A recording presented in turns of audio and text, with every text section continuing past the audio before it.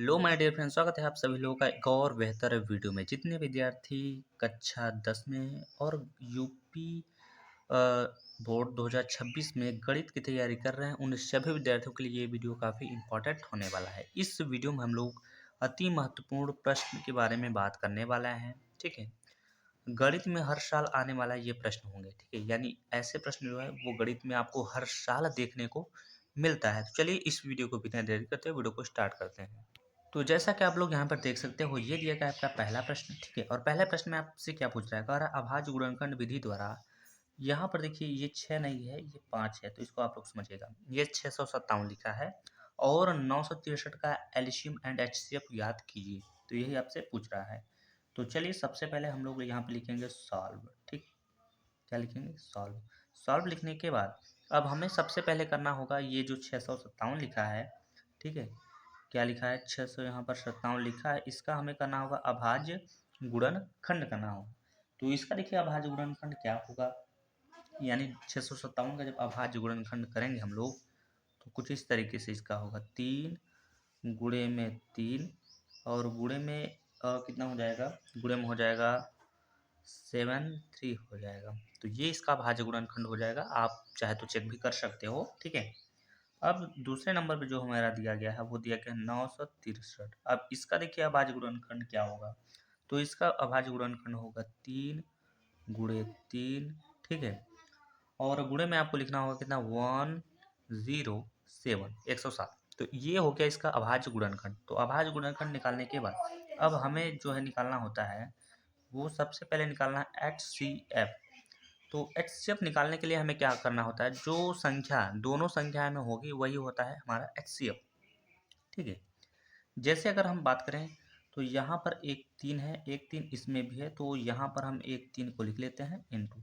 आप ध्यान से देखोगे तो एक 3 और है और एक 3 इसमें भी है, तो यहाँ पर आप लिख दीजिएगा 9, यानी कि 3, यानी 3 गुणे 3, तो 3 तरीका कितना हो जाएगा, 9। तो ये हमारा ज्ञात हो गया एचसीएफ। ठीक है, तो इतना तो आई होप आप सभी लोगों को समझ में आ गया होगा।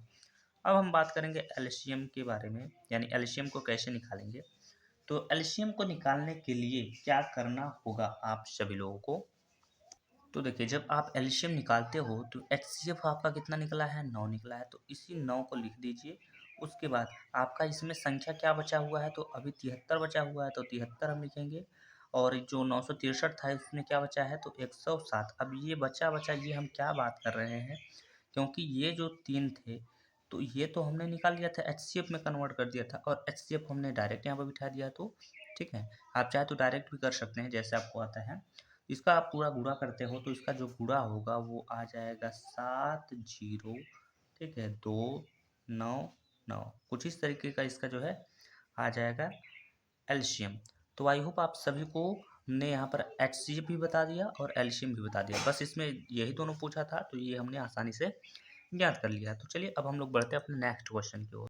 तो यहाँ पर आप लोग देख सकते हो मेरे भाई, यहाँ पर दिया गया क्वेश्चन नंबर दूसरा। क्वेश्चन नंबर दूसरा बहुत ही ज़्यादा इंपॉर्टेंट है और इसमें कह रहा है यदि समीकरण x square plus 3 ax minus 2a equal to में 0 का एक मूल जो है 2 है, तो a का मान ज्ञात करिए। बहुत ज़्यादा इंपॉर्टेंट है भाई।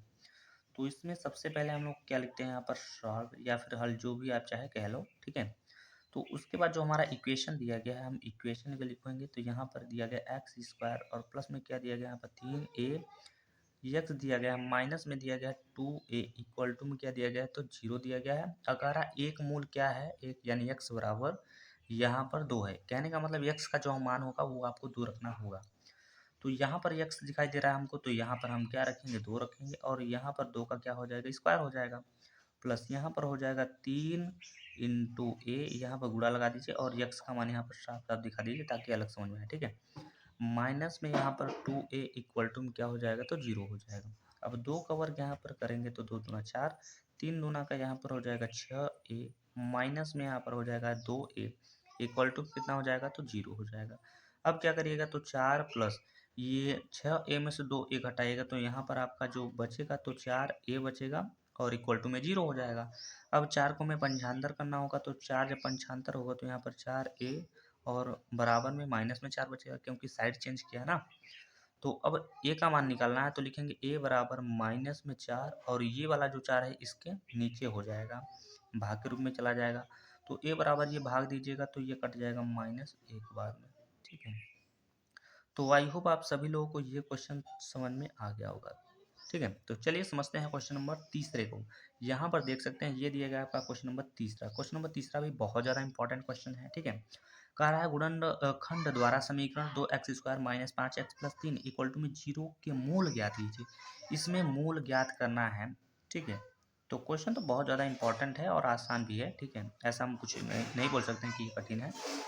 तो सवाल में हमें दिया गया 2x² माइनस में दिया गया 5x और प्लस में दिया गया है 3 इक्वल टू में क्या दिया गया है 0। कुल मिला के आपसे ये कह रहा है कि इसको आप इसका जो है गुणनखंड है कैसे करते हैं वही आपको बताना है, ठीक है।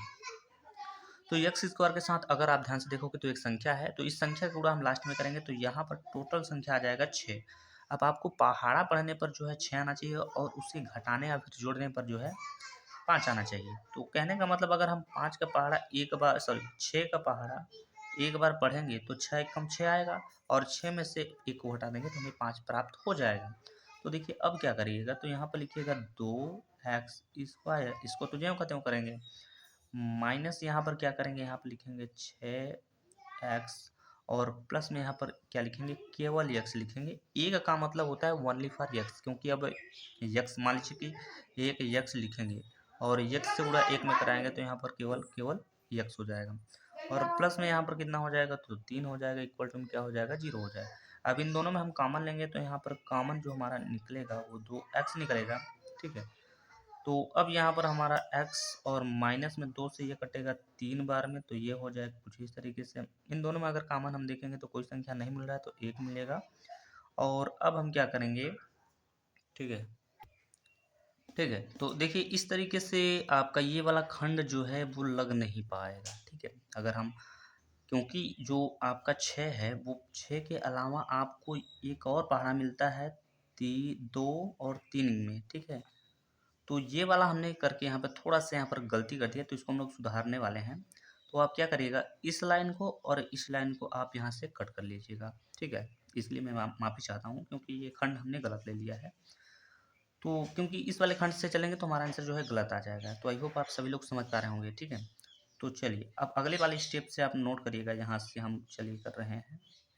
तो 2x² माइनस, यहाँ पर हम क्या करेंगे, 2x लिखेंगे और माइनस में लिखेंगे यहाँ पर 3x और प्लस में लिखेंगे यहाँ पर 3 इक्वल टू में क्या हो जाएगा 0, क्योंकि 2 तिहाई हो जाएगा 6 और 3 2 मिलके हो जाएगा 5 हो जाएगा, ठीक है।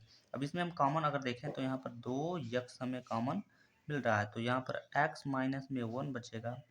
यहाँ पर कॉमन अगर देखें तो माइनस में 3 मिल रहा है, तो माइनस में 3 को बाहर निकालिए, तो यहाँ पर x माइनस में आपका बचेगा 1 इक्वल टू क्या हो जाएगा, तो 0 हो जाएगा। अब x माइनस 1 ये एक ब्रैकेट में हो जाएगा, अगले ब्रैकेट में होगा 2x माइनस में हो जाएगा 3 हो जाएगा, अगले ब्रैकेट में 0। अब देखिए क्या करना होगा, तो यहाँ पर x माइनस 1 इक्वल टू क्या हो जाएगा 0, तो x बराबर क्या हो जाएगा 1 हो जाएगा, यानी x का मान 1 निकल गया। अब यहाँ पर देखिए क्या होगा, ये क्या है 2x माइनस में है 3 इक्वल टू क्या हो जाएगा, तो 0 हो जाएगा। यहाँ से अगर हम x का मान ज्ञात करें तो 3 बटा में हमें 2 प्राप्त हो जाएगा, ठीक है। तो इतना आई होप आप सभी लोग को जो है समझ में आ गया होगा। तो चलिए बढ़ते हैं अपने नेक्स्ट क्वेश्चन की ओर। तो यहाँ पर आप लोग देख सकते हो क्वेश्चन नंबर 4 में दिया गया। क्वेश्चन नंबर 4 में क्या बोल रहा है, बिना हल किए हुए समीकरण 8x² बराबर में 10x माइनस में 3 के मूलों के लक्षण ज्ञात करिए। तो चलिए इसका लक्षण हम लोग ज्ञात कर लेते हैं। सबसे पहले आपको लिखना होगा सॉल्व। सॉल्व लिखने के बाद अब जो आपका इक्वेशन जो दिया गया है वो क्या दिया गया है, वो कह रहा है कि 8x² इक्वल टू में यहाँ पर दिया गया है 10x माइनस में दिया गया है 3। तो देखिए यहाँ पर हो जाएगा 8x², ये इधर पंचांतर हो जाएगा तो माइनस में हो जाएगा 10x और प्लस में हो जाएगा 3 इक्वल टू में हो जाएगा 0। अब देखिए इसको क्या करना होगा, अब यहाँ से ए बी सी का मान निकालना होगा क्योंकि हमें लक्षण बताना है।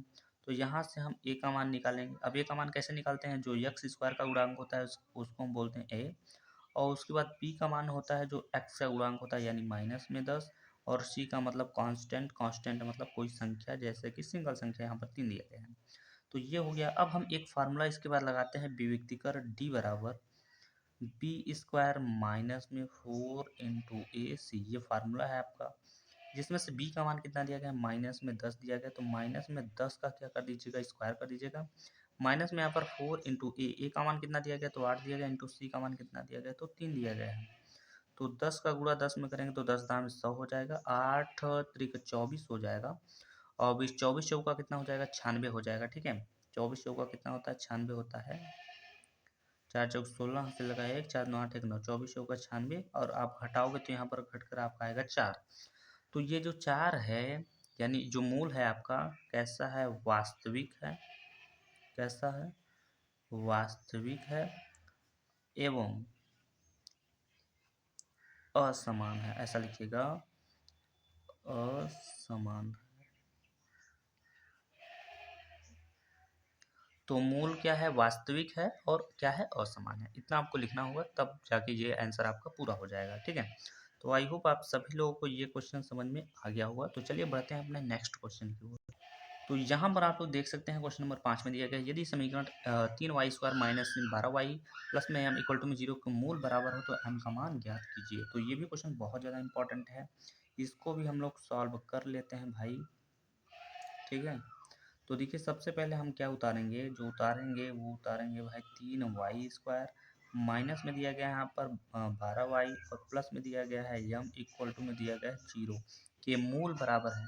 जब मूल बराबर होता है उस कंडीशन पे हम d का मान क्या रखते हैं, 0 रखते हैं। ये मैंने कई वीडियो में बताया है, अगर आप सभी लोगों ने हमारे चैनल को सब्सक्राइब नहीं किया तो प्लीज़ इस चैनल को सब्सक्राइब कर लीजिएगा। ठीक है, ताकि जितने भी वीडियो हम अपलोड करें और जो है आपके फ़ोन में नोटिफिकेशन के रूप में आप तक पहुंच पाए। ठीक है, तो अब फिर से हम ए बी सी का मान निकालेंगे। तो यहाँ से हम ए का मान निकालेंगे, यानी वाई का गुणांक कितना है, 3 है।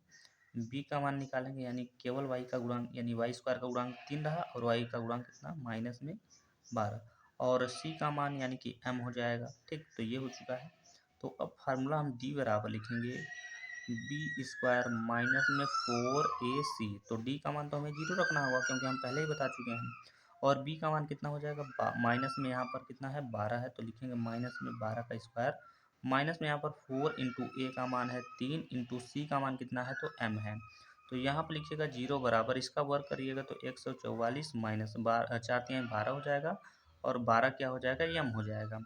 अब इस 12m को पंचांतर करेंगे तो ये 12m जो है प्लस में हो जाएगा, बराबर में हो जाएगा 144, यानी 144। यम का मान ज्ञात करने के लिए 144 और बटे में कितना हो जाएगा, तो 12 हो जाएगा।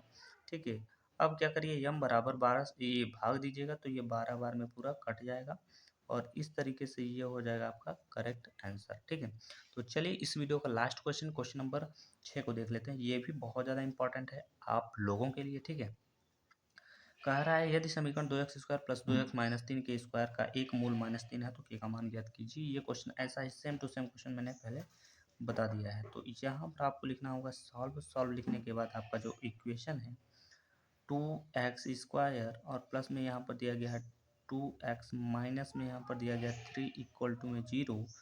एक मूल यहाँ पर क्या कह रहा है, यानी x का मान कितना है, 3 है। जब कहेगा एक मूल 4 है 5 है जितना भी कहेगा तो उसका मतलब वो x का मान है।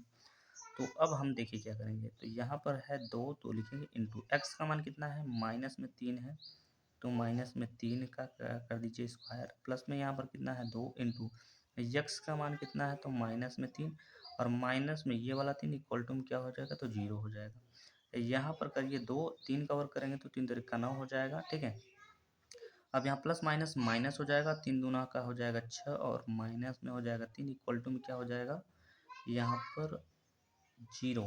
ठीक है, यहाँ पर समझने का अगर प्रयास करें तो यहाँ पर जो मान दिया था वो 3 के स्क्वायर था, अगर ध्यान से देखेंगे तो यहाँ पर 3 के स्क्वायर है, इसको हम लिख के चलते हैं। ठीक है, तो 3 के स्क्वायर इक्वल टू में हो जाएगा यहाँ पर 0। तो 9 दूना यहाँ पर हो जाएगा 18, माइनस में 6, और माइनस में यहाँ पर 3 का स्क्वायर हो जाएगा, इसको हम पीछे छोड़ देते हैं। ठीक है, तो ये 18 में से आप घटाइएगा 6 को, तो यहाँ पर आपका जो बचेगा वो 12 बचेगा, और यहाँ पर हो जाएगा 3 के स्क्वायर इक्वल टू में 0। अब 3 के स्क्वायर को हम पंचांतर कर देंगे तो ये 3 के स्क्वायर ये प्लस में हो जाएगा, और बराबर में क्या हो जाएगा, तो 12। अब 3 से ये कट जाएगा तो यहाँ पर हो जाएगा आपका के बराबर कितनी बार में कटेगा, तो ये 4 बार में कटेगा ना। तो अब इसका स्क्वायर हटाइए तो इसमें लग जाएगा आपका रूट, तो रूट में हो जाएगा 4, तो के बराबर प्लस माइनस में ये 2 का वर्ग है, तो यहाँ पर हो जाएगा आपका 2। तो इस तरीके से ये भी आपका आंसर आ चुका है। तो आई होप आप सभी लोग को समझ में आ गया होगा। इस वीडियो में बस इतना ही, मिलता है नेक्स्ट वीडियो में, तब तक के लिए जय हिंद जय भारत।